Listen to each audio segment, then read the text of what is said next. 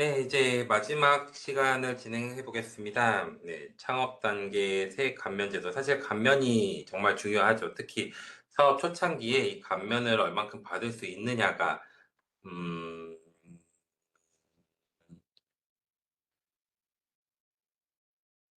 잠시만요.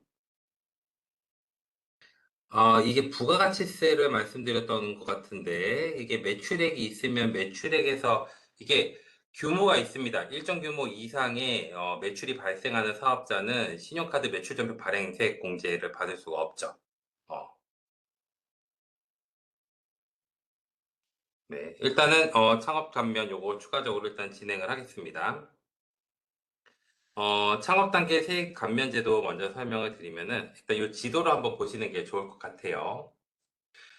주황색으로 색칠되어 있는 게 과밀억제 권역이고, 성장관리 권역, 자연 보전 권역, 뭐 이렇게 나눠져 있는데, 이제 수도권 과밀억제 권역 안에서 사업을 하는 것이냐, 아니면은 그 밖에서 사업을 하는 것이냐, 또는 완전히 이제 저 색깔에 칠해지지 않은 곳들, 이제 경기도를 벗어난 충청 남북도 이하에서 이제 사업을 하거나, 이 경기도와 강원도 연접 지역을 넘어서서 이제 사업을 시작하시는 경우, 이런 경우에는 이제 약간의 혜택이 더 있습니다. 그래서 창업 중소기업에 대한 세액 감면이 정말 창업자들한테 가장 중요한 감면이 되기도 하는데, 여기 업종 코드를 보시면 여기에 열거되어 있는 사업들만 이 창업 중소기업에 대한 세액 감면을 받을 수가 있어요. 그리고 최초 창업이어야 되고, 그리고 이 창업이라는 게 정말로 사업을 내가 만들어야 되기 때문에 타인이 창업을 해놓은 거를 내가 그 사업장을 그대로 인수하면서 사업을 영위하는 경우에는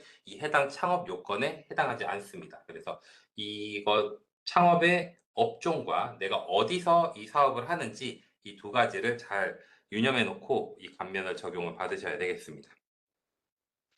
창업 중소기업 세액 감면에 대한 내용은 조세특례제한법 제6조에 나와 있는 거고요. 방금 말씀드렸다시피 요 핵심 요건이 중요합니다. 최초 창업이어야 되고, 같은 업종을 폐업 후에 재창업하는 것도 안 되고, 개인 사업자를 법인으로 전환하는 것도 안 되고, 승계받는 것도 안 됩니다. 양도 양수 당연히 다 안 되고요. 감면 대상 업종을 영위해야 됩니다. 제조업, 건설업, 통신 판매업, 정보통신업, 여기에 일반적인 도소매가 빠져 있어요. 그래서 아까 처음에 사업자 등록할 때 말씀드렸던 것처럼 오프라인 매장, 이 도소매업에 들어가거든요. 그렇기 때문에 오프라인 매장을 하시면은 요 감면을 받는 데 있어서 논쟁의 요소가 됩니다. 논쟁의 요소가 된다라는 거는 해명 안내문이 나올 수 있는 가능성이 높다는 거고, 해명 안내문을 받게 되면은 여러 가지에 대해서 검증 작업이 이루어지게 돼요. 뭐 접대비 계상을 적정하게 했는지, 세액 감면 공제는 제대로 받았는지, 뭐 경비는 혹시 사업 외적 경비를 이제 하진 않았는지, 이런 것들에 대해서 다 확인을 하게 되고, 우리가 보통 증빙이 제대로 갖춰지지 않는 것들도 소득세법 이제 종합소득세 신고할 때 경비로 들어가게 되는데, 그런 거에 따라서 증빙불비 가산세 같은 것들을 제대로 매겼는지 여러 가지 측면으로 이게 이제 되게 됩니다. 그래서 그런 것들 한번 확인해 주시면 되겠습니다. 수도권 과밀억적 권역 외에서 창업을 하면은 이 감면율이 증가합니다.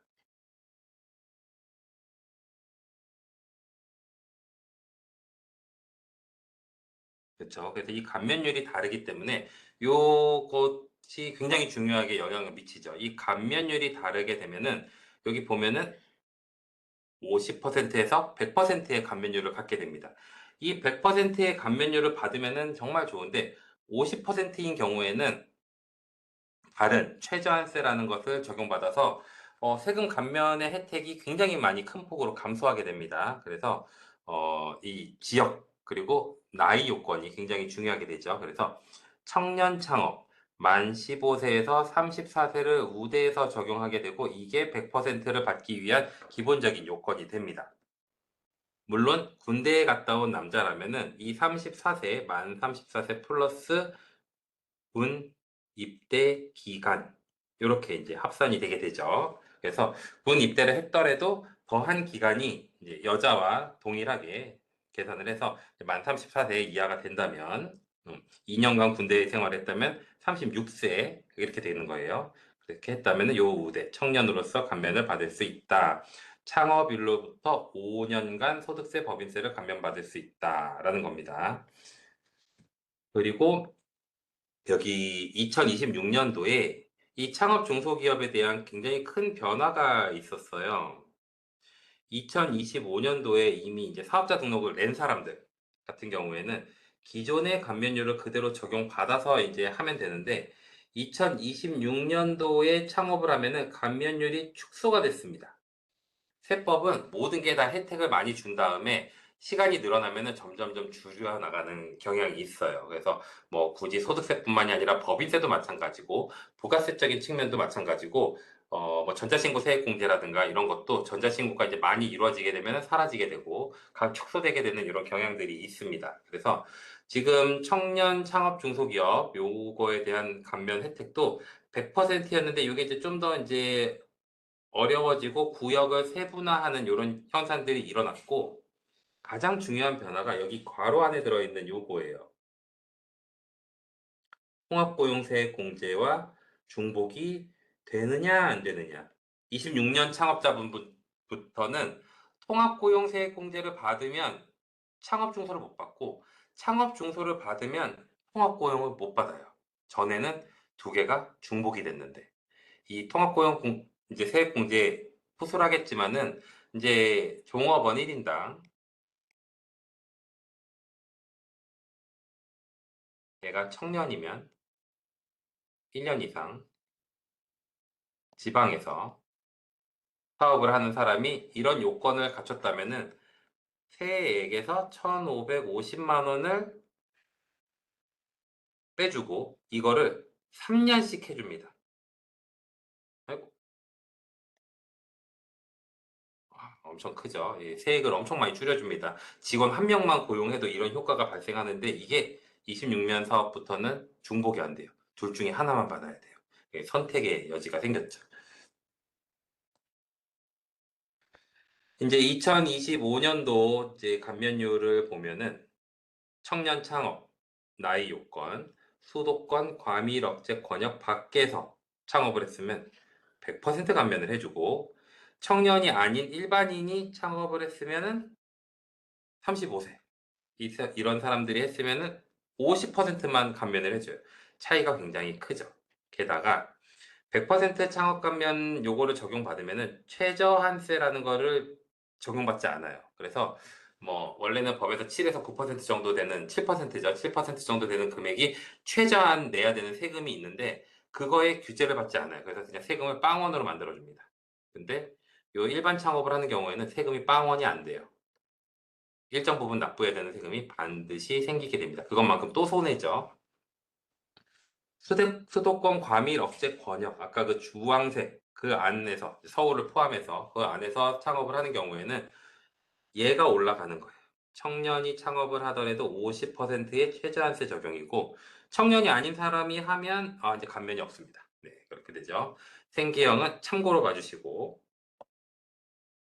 26년 창업 감면 변경 사항과 비교를 해드린 표예요. 이제 보면은 수도권 과밀 억제 권역 바뀌어도 수도권인 지역이 있고 수도권 과밀 억제 권역 바뀌면서 완전 지방인 곳이 있어요. 아까 그 그림 바깥으로 나갔느냐? 그림 안에는 있지만 주황색 바깥에 있는 그 파란 공간에 있느냐? 요거에 따라서 나눠놨죠. 그 전까지는 여기도 100이었지만 이제는 75로 줄였습니다.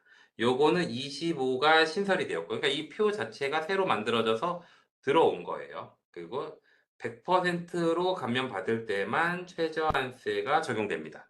얘는 아니고요. 그래서 수도권 내의 권역을 세 분화해서 나눴죠. 그래서 감면율을 축소했습니다. 요게 하나가 되는 거고, 그리고 요 소급 적용은 없고 26년 1월 1일 이후 창업하는 사업자부터 요 규제를 적용하는 거예요. 그래서 25년도에 창업을 해서 25년도에 찬감을 받고 26년도 지금 현재 사업을 진행 중이시겠죠? 그분들은 25년도 법규를 따라갑니다. 그런데 26년도에 사업을 개시한 분들은 요거 적용 못 받고 요 변경된 이 법을 적용을 받아야 돼요. 그래서 이 세법이라든가 이런 것들을 보면은 기다렸다 하는 게 아니라 기회가 됐을 때 바로바로 시작을 하시고 감면도 바로바로 받으시는 게 유리합니다. 이제 청년 창업의 정의 및 요건이에요. 여기 보시면은 이제 아까 제가 중요한 핵심 요건들 말씀드렸는데 만 15에서 34세 이렇게 되고 법인 사업자도 창업 감면을 받을 수 있습니다. 대신 대표자가 최대 주주 50% 초과해야 돼요. 100%를 가지고 있는 게 제일 좋겠죠. 어. 어쨌든 이 청년의 요건을 이 최대 주주이면서 대표자가 가져가야 됩니다. 병역 이행 기간은 차감을 하고요. 만 40세까지 가능합니다. 최대 6년까지니까 만 34세인데 6년을 근무하면은 40세까지 가능한 거고 이제 뭐 보통 대위 근무까지 하시는 분들은 여기 이제 해당하게 되겠죠. 그리고 이 나이 요건을 판단하는 이 기준은 창업일입니다. 창업일 기준에 하루라도 요 기준에 해당하면 청년 창업인 거고 하루라도 넘어가면 아닌 겁니다. 근데 이 창업일이라고 하는 거는 개인은 사업자 등록 신청일이고 법인은 설립 등기일이에요. 뭐 이제 내가 사업을 준비하기 위해서 물건을 매입한 날짜도 아니고 사업을 준비하기 위해서 사업장을 임차한 날짜도 아닙니다. 사업자 등록 신청일과 법인 설립 등기일이고 법인 사업자 등록을 또 신청을 하거든요. 법인 사업자 등록 신청일이 아니에요. 법인 설립 등기일입니다. 이거는 법인 등기부상. 법인 등기부 등본상 설립 등기일이다. 이렇게 이제 아시면 되겠습니다. 그리고 이제 최초 창업과 승계 양수 구분 이 부분에 대해서 이제 설명을 드릴 건데요. 자, 기존에 음, 이제 한정식을 운영하고 있는 사업자가 있었다. 근데 거기에 뭐 예를 들어서 그 사업장의 간판도 그대로 두고 이제 사업자가 새로 이제 여기 들어가서 이 사업장을 그대로 인수를 했어요. 그렇지만 이 A라는 사업자 등록증은 폐업하고 이 B가 여기다가 신규로 사업자 등록을 해요. 얘는 한 번도 음식점을 해본 적이 없는 사람일지라 하더라도 이 A가 운영하던 사업장을 그대로 인수받아서 B가 처음으로 신규로 사업자 등록을 하고 실제로도 얘는 사업을 한 적이 없어서 처음 사업을 해도 안 됩니다. 기존의 자산이나 인력을 승계하거나 단순히 사업의 형태만 변경한 경우는 창업으로 인정되지 않습니다. 이거 엄청나게 꼼꼼하게 보거든요. 요 간면 있는 사람들 보면 그 현장에 확인하기도 하고 현장의 사진이라든가 기존의 매출 구조라든가 인건비 신고비 내역이라든가 아니면은 이제 거래처는 어떤 사람들이었는지 어디로부터 물건을 띄어왔는지 이런 것들을 다 총체적으로 봐서 이게 진짜 완전 새로운 창업이냐 아니면 뭐 간판만 교체하고 똑같은 거 파는 사람이냐 아니면 이런 것들을 꼼꼼하게 다 확인을 합니다. 그래서 이 창업의 요건에 이 최초 창업이 굉장히 중요하다는 거. 그리고 본인이 과거에 사업 이력이 어떻게 됐는지 여러 번 사업을 해보신 분들이면은 이게 좀 복잡할 수 있거든요. 그러면은 국세청에 본인의 이력을 떼볼 수 있어요. 내가 여태까지 어떤 사업들을 해왔었는지를 쭉 떼볼 수 있습니다. 그래서 그걸 한번 떼서 보시고 내가 과거에 어떤 사업들을 해왔는지 확인한 다음에 그것과 겹치지 않는 이 한국표준산업분류표상 그 분류표에서 벗어나는 그런 사업을 해야 돼요. 그래서 여기 폐업 후 재기업이라든가 창업이 아닌 뭐 다른 것들 이렇게는 실질적으로 창업이 안 될 수 있습니다. 그리고 또 안 되는 게 요거예요. 기존에 사업자가 있다가 사업장을 늘리거나 새로운 사업장을 설치하는 경우 지점 설치 등 요것도 창업이 아니다. 그래서 아까 제가 수업 처음에 오프라인 매장을 하고 있다가 여기에 추가로 전자상거래업을 한다. 이거에 대해서 최근에 판례가 나와서 약간의 이견의 여지가 있지만 기존까지는 이거는 감면이 안 됐어요. 그냥 막 배제해줬어요. 그냥. 그렇기 때문에 오프라인 매장을 하다가 전자상거래업을 사업자 등록증상에 없는 게 아니라 별도로 그냥 사업자 등록을 신규로 오프라인 매장은 내셔서 아예 상호도 달리하고 완전 새롭게 꾸리시는 거를 권해드립니다. 업종을 추가하는 거 안 되고요. 양수 승계하는 거 당연히 안 되고요. 예외적으로 창업을 인정하는 게 예를 들어서 기존에 삼계탕 집이었어요. 근데 이 삼계탕 집을 대부분 때려 부수고 여기다가 곰탕집을 했다. 두 개 다 고기를 물에 넣고선 끓여서 하는 거긴 하지만 삼계탕과 곰탕이 같은 건 아니죠. 그리고 굉장히 많은 이제 인테리어를 이제 바꾸고 그렇게 했기 때문에 설비, 자산가액을 총자산의 30% 이하로만 인수하고 나머지는 다 개보수를 해서 새롭게 사업장을 꾸민 경우에는 예외적으로 창업을 인정해 줍니다. 그러니까 예외적인 거라는 거예요. 당연히 인정이 해주는 게 아니라 그래서 이런 경우가 발생하면은 보통은 이제 소명 작업을 거치게 됩니다.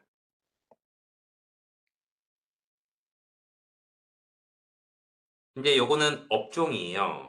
이제 감면 대상 업종이 있고 감면 제외 업종이 있고 감면 대상 업종에 지금 우리가 하고 있는 통신 판매업이 있죠. 음식점업도 있고 물류산업, 미용업, 정보통신업, 제조, 건설 이런 것들이 있고 여기 보면 일반 오프라인 매장의 도소매업은 감면 제외에 해당합니다. 그렇기 때문에 제가 오프라인 매장을 할 수가 없는 거고 이거 이외에도 뭐 이런 것들은 참고로 한 번씩 봐주세요. 이제 아까 지도상에서 봤었던 수도권 과밀 억제 권역에 대해서 사실은 되게 면밀하게 판단을 해야 되는데 이거는 아까 지도상에서 보고 나의 지도상 주소가 어디니까 나 이거 뭐 당연히 과밀 억제 권역 바뀌겠지 뭐 이렇게 나는 당연히 지방이겠지 뭐 이렇게 생각하실 수도 있지만 그럼에도 불구하고 이 감면 규정은 굉장히 중요하기 때문에 반드시 자기의 사업장에 어디에 있는지 그 주소를 토지 이음에서 검색을 하셔가지고 여기가 과밀업체 권역이 아니구나를 한 번쯤 확인해 보시기 바랍니다. 이 토지 이음 이 사이트는 핸드폰에서 어플로도 깔아서 볼 수 있어요. 그래서 그렇게 오래 걸리지 않기 때문에 한 번씩은 꼭 해보시기 바랍니다. 그리고 제가 아까 말씀드렸다시피 이 최저한세라는 게 있는데 청년이 지금은 이제 지방에서 요 감면을 받을 경우에는 100%이기 때문에 세액이 완전 면제된다. 다만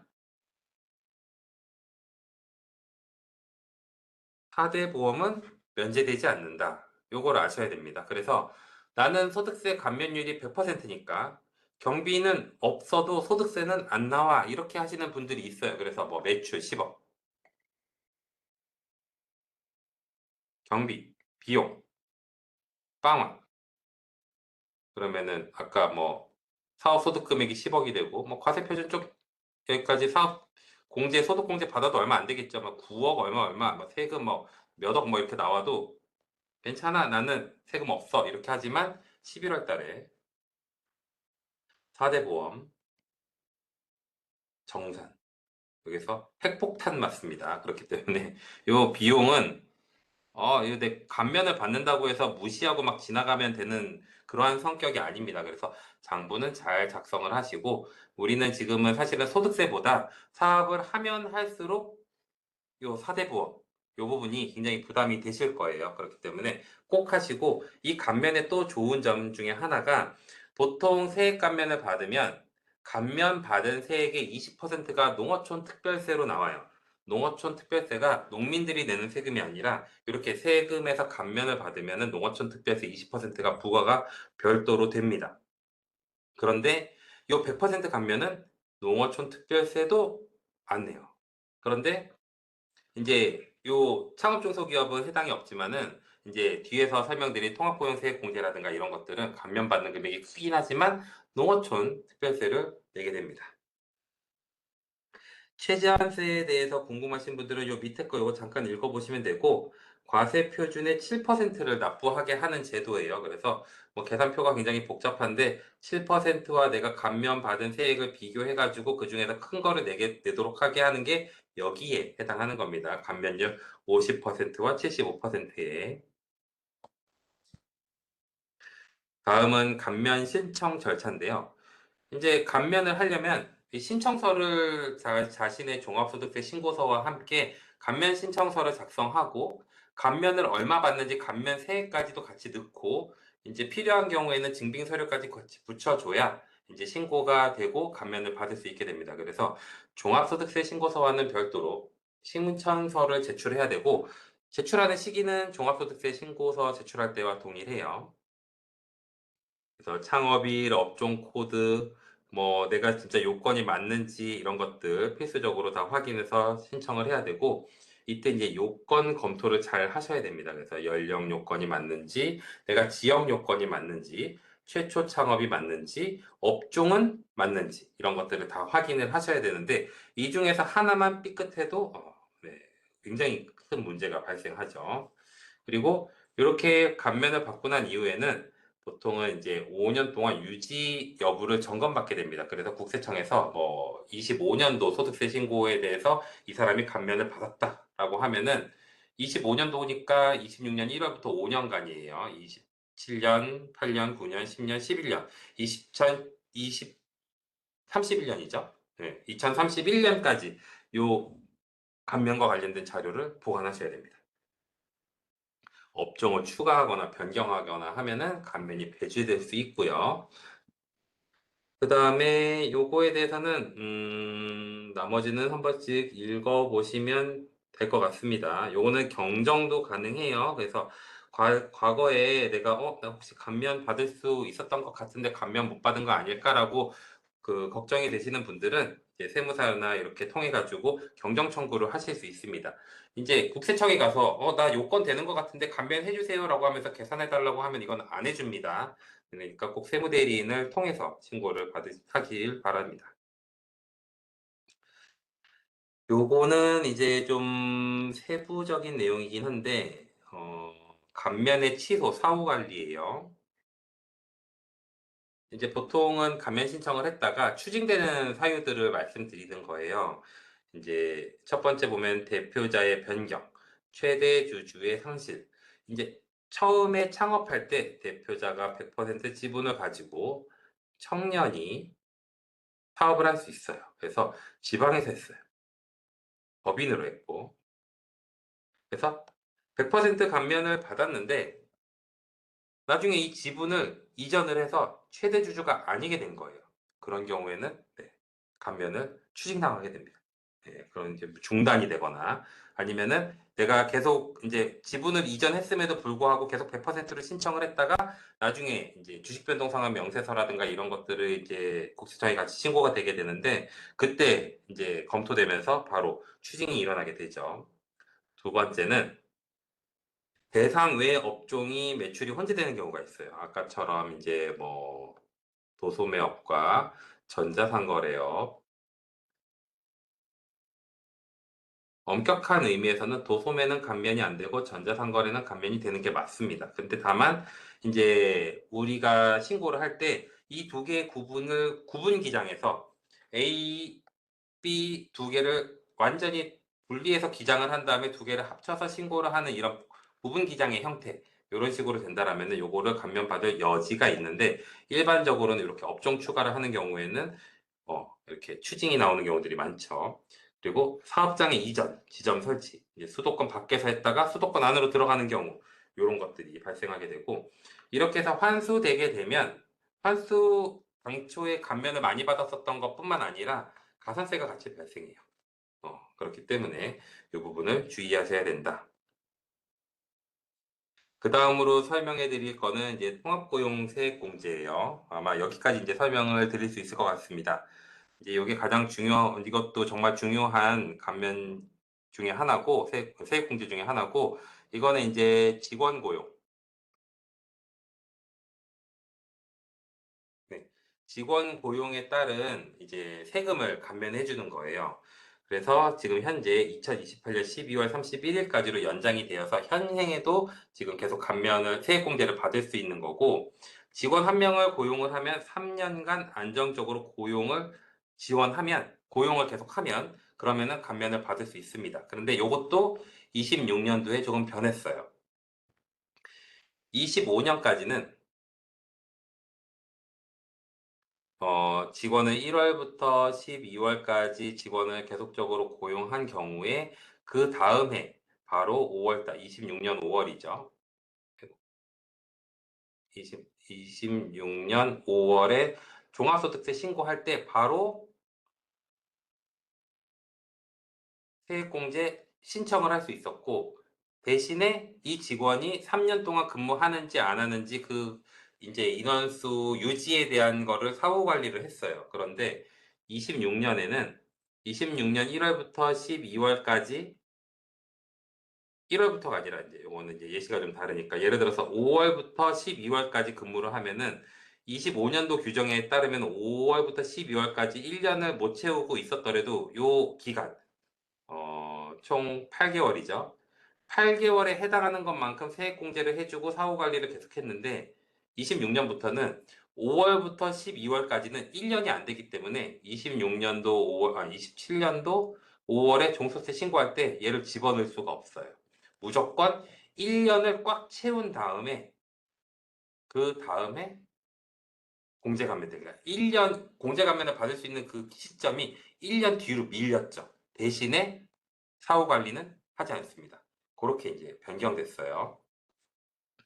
그래서 그 부분이 달라졌다는 점 이렇게 참고하시면 되겠고, 그 다음에 보통 여기에서도 청년을 고용했느냐, 청년을 고용하지 않았느냐에 따라서도 차이가 있고, 이 청년과 동일한 지위를 부여해 주는 게 장애인과 60세 이상이랑 경력 단절 여성 등 이렇게 그 경제 취약계층에 있는 사람들을 고용했었을 때는 동일하게 이제 혜택을 줍니다. 이거 이외에 나머지 다른 이제 청년이 아닌 이제 사람들을 고용하는 경우에는 이제 혜택이 좀 줄어들게 되죠. 고용세액공제 요거 이제 금액을 한번 예시 드려 본 거예요. 청년 정규직을 한 명을 채용해서 3년간 고용을 유지하면은 여기 보면은 예를 들어서 1,450만 원, 1,450만 원, 1,450만 원 이렇게 이제 지방에서 하면은 이게 1,550만 원이겠지만 1,450만 원씩 이렇게 3년을 하게 되면은 총 4,350만 원을 이렇게 세액 공제를 받을 수 있는데 이거는 최저한세 적용을 받아요. 플러스 농특세 20%는 내야 돼요. 그렇기 때문에 예를 들어서 내가 감면이 1,450만 원인데 최저한세, 국가에서 이제 정하는 7%에 해당하는 최저한세가 예를 들어서 450만 원이에요. 그러면은 아무리 감면을 받아도 450만 원은 무조건 내야 됩니다. 그래서 감면을 1,000만 원까지만 받는 거예요. 그리고 이 1,000만 원에 대해서는 감면을 받았기 때문에 20%만큼 농특세가 발생합니다. 그래서 납부세액이 200만 원이 별도로 있어요. 그래서 결과적으로 이 효과를 퉁치면은 나는 800만 원만큼 세금이 줄어들게 되죠. 그런 논리고, 이때 못 받은 450만 원은 10년간 2월에서 받을 수 있습니다. 그래서 내년 세액할 때, 세금할 때 세액공제를 받을 수가 있게 되죠. 그리고 이제 창업 시기가 다 지나서 창업 중소기업 세액 감면 이제 100%짜리가 끝났다라고 하면은 이제 감면받을 게 갑자기 사라졌잖아요. 그리고 통합고용등대 세액공제도 뭐 쌓아놨으면 좋겠지만 26년부터는 이게 중복이 안 되다 보니까 안 쌓여 계신 경우에는 어쩔 수 없이 이제 중소기업 특별세액 감면 요거를 받으실 수밖에 없어요. 그래서 요거 이제 아마 수도권 과밀억제 권역 외에서 소기업의 도소매업을 하는 경우에는 이 중에서도 요 10% 요거를 이제 받으실 수 있게 됩니다. 그렇죠. 그래서 요거를 받는다. 나중에는. 그러니까 100% 받다가 갑자기 10%로 줄어들면은 엄청나게 이제 세금이 폭증하는 듯한 느낌을 받으시게 되는 거죠. 이제 요게 세액 감면이랑 세액 공제랑 또 여러 가지 세액 공제들에 대한 규정이 조세특례 제한법에 굉장히 많이 나와 있어요. 그리고 만들어지고 개정도 되고. 그런데 이게 모두 다 받을 수 있는 게 아닙니다. 여기 이제 보시면은 안 되는 것들에 대해서 말씀드렸어요. 창업 중소기업 세액 감면과 중소기업 특별 세액 감면 요거는 중복해서 받을 수가 없다. 한쪽을 선택해야 되는데 보통은 창업 중소기업 세액 감면이 크기 때문에 이거를 받다가 이게 끝나면 요로 이제 넘어가게 되는 구조를 띠게 되고요. 중복이 가능한 것도 있어요. R&D, 투자 세액 공제를 하고 창업 중소기업을 한다. 이건 완전 별개죠. 느낌도 보시다시피. 요거는 그냥 사업을 하고 이거 번 돈을 여기다가 재투자를 하는 거니까. R&D는 장려해야 되는 그런 거기 때문에 중복 가능하게 해놨고, 고용증대 세액 공제. 이거는 2023년도까지만 있었던 제도예요. 현재는 통합고용 세액 공제인데, 지금은 창업, 제가 아까 말씀드렸죠. 이거랑 중복 안 된다고 선택해야 됩니다. 2026년부터. 그리고 요 중복이 안 된다라는 이 규정은 2026년도에 만들어졌기 때문에 이거에 대해서 실질적으로 계산을 했었을 때 뭐 계산이 틀린 사례들이 있으면은 국세청에서 이제 이제 안내 같은 것들을 하면서 신뢰를 만들어 놔요. 근데 아직까지는 그런 신뢰가 구축되어 있는 상황은 아닙니다. 그래서 이 부분에 대해서 이제 좀 보수적으로 접근하는 것이 필요하고요. 그리고 세액 공제와 감면 이런 것들에 대해서 유리한 것들을 선택을 해야 되는데 한 가지만 더 팁으로 알려드리자면은 세금을 이렇게 감면이나 공제받는 이러한 제도들을 했었을 때 만약에 내가 감가상각 자산을 보유하고 있다라고 하면은 그거를 강제상각해야 되는 이제 의제상각이라고 하는 그런 것들이 있습니다. 그래서 어 뭐 비싼 차량이라든가 이런 것들을 뭐 당시에 감가상각을 안 하고 있다가 나중에 이제 비용이 없을 때 비용으로 넣으려고 두고 있는 경우들이 있는데 감면이라든가 이런 것들을 받으면 강제적으로 상각된다라는 것들 이제 아시면 되겠고요. 사후 관리가 필요하다. 이제 업종 변경, 폐업 뭐 이런 것들에 대해서 문제가 될 수 있으므로 이제 잘 관리를 받아야 되겠습니다. 바쁘게 달려왔는데 6파트까지는 가보지 못했어요. 근데 사실 여기는 이제 내용만 읽어보셔도 충분한 내용이고 굉장히 이제 기본적으로 기본에 충실해서 사업장을 운영했을 경우에 실질적으로 절세를 받을 수 있다라는 내용들입니다. 그래서 매출 관리 잘 하시고 지출 증빙 같은 것도 꼼꼼하게 챙겨 받으시고 그리고 아까 말씀드렸던 것처럼 4대 보험 가입, 이제 종업원으로 가입을 해서 이제 내 직장에서 쓰는 경우에는 반드시 종업원으로서 인건비 신고를 하시기를 당부드리고 그렇게 리스크가 없게끔 사업을 하면서도 수익이 나야 오래 길게 갈 수 있는 겁니다. 리스크를 많이 끌어안고 있으면 있을수록 옆에서 누가 탁 쳤을 때 사업이 서 있지 못하고 쓰러지는 경우들이 있습니다. 그래서 모두 이제 요즘에 경제 상황이 많이 안 좋은데 이런 것들을 잘 헤쳐나가시고 위험을 회피하셔서 사업에 꼭 성공하시고 돈 많이 버시기 바랍니다. 지금까지 이원규 세무사였고요. 네, 강의 경청해 주셔서 감사합니다.